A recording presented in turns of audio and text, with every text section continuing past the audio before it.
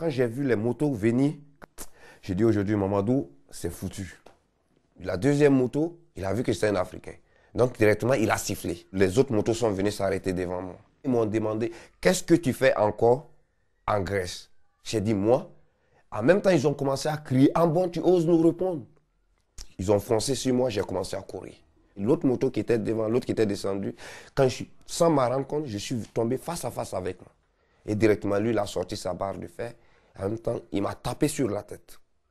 Quand il m'a tapé sur la tête, en même temps, j'ai crié maman. C'est la seule chose que j'ai pu dire, prononcer. Je me souviens très bien. J'ai crié maman. Les véhicules passaient, personne là. Je n'ai pas eu d'aide, rien, personne. Quand j'ai repris conscience 40 minutes plus tard, j'ai arrêté un taxi. La première question qu'il m'a posée, j'étais couvert du sang, il m'a demandé si j'ai l'argent. J'ai dit oui, j'ai l'argent. Cette agression, Mamadou en a été victime dans un pays qui lui avait accordé l'asile politique. Défenseur des droits de l'homme en Guinée-Conakry, il avait fui les menaces dans son pays en 2006, destination la Grèce.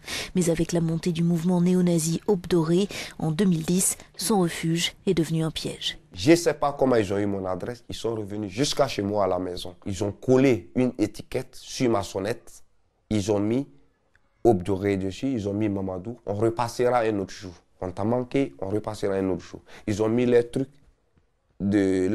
sigles de Christian Vier sur leur autocollant écrit mon nom.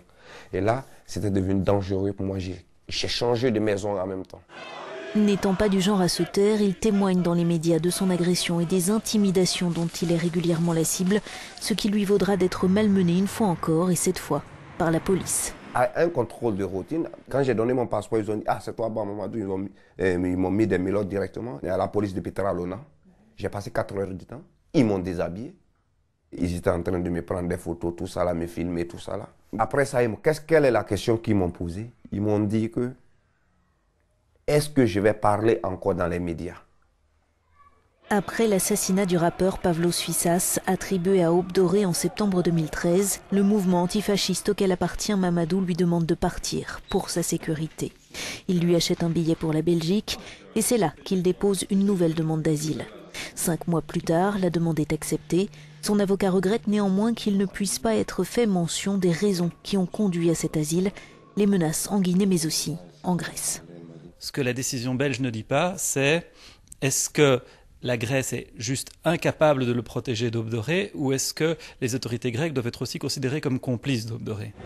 Depuis, la Belgique a cessé de renvoyer en Grèce les demandeurs d'asile ayant fait une première demande dans ce pays à leur entrée dans l'Union européenne.